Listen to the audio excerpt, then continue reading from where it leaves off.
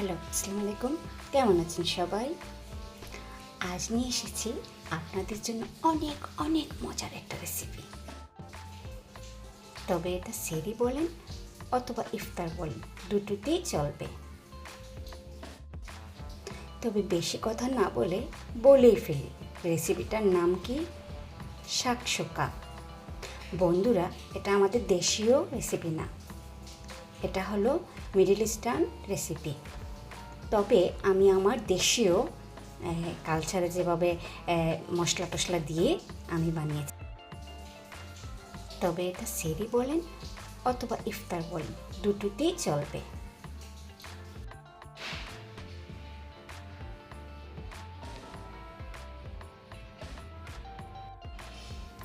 প্রথমে আমি টমেটোগুলোকে এভাবে কেটে নিচ্ছি।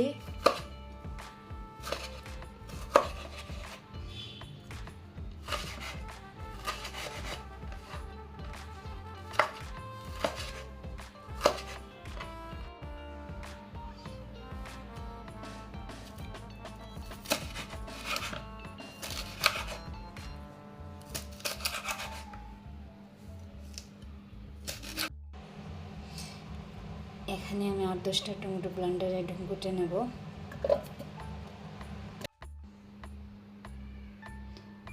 টমেটোগুলো আমি ঘুটে নিয়েছি।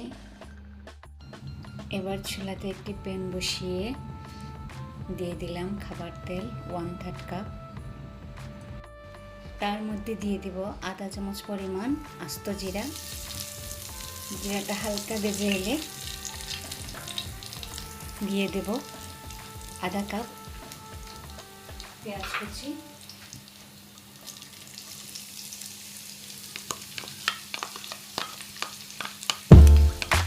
পেঁয়াজটাকে আমি হালকা ভেজে নেব।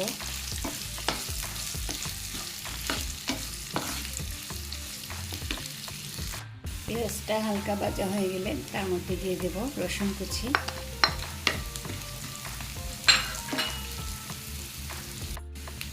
আরও দেব 1 চামচ আদা বাটা। আপনারা চাইলে আদা কুচি করেও দিতে পারেন।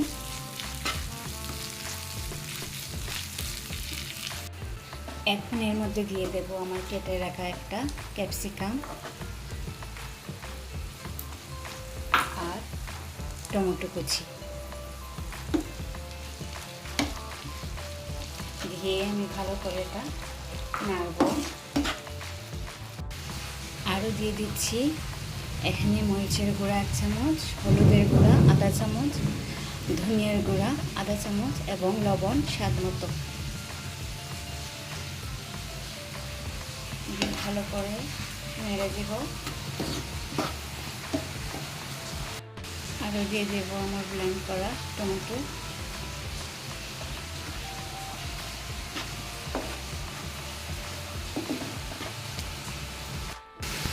আরও দিয়ে দেব 5-6টা মরিচ কুচি।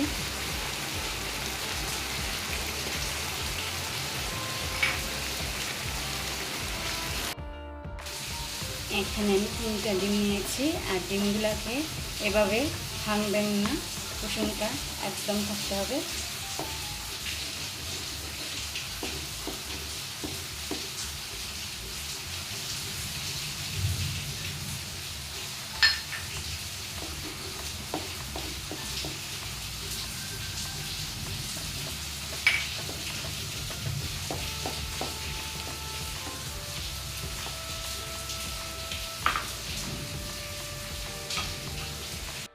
এখন আমি দিয়ে দেব চিজ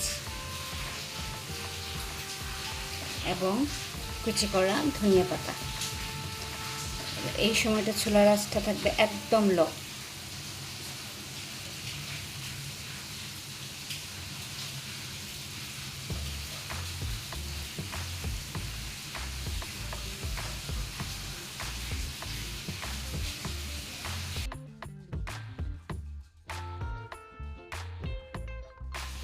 এখন আমি 10 থেকে 15 মিনিটের জন্য ঢেকে দেব। ফিরে আসলাম 15 মিনিট পর। দেখুন, ওয়াও, দেখতে কি সুন্দর লাগতেছে, তাই না? কালারটা অনেক সুন্দর হয়ে আসছে। এখন এর মধ্যে আমি দিয়ে দেব 4-5টা শুকনো লঙ্কা। এগুলা আমি আগেই ভেজে নিয়েছিলাম। আপনারা চাইলে এটা স্কিপ করতে পারেন, কারণ ঝাল যদি একটু কম খান তাহলে।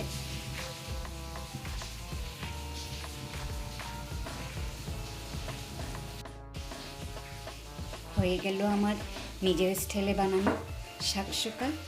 বন্ধুরা, আপনারাও ট্রাই করে দেখতে পারেন। এই রেসিপিটা শুধু বড়দের জন্য না, ছোটদেরও পছন্দ করবে।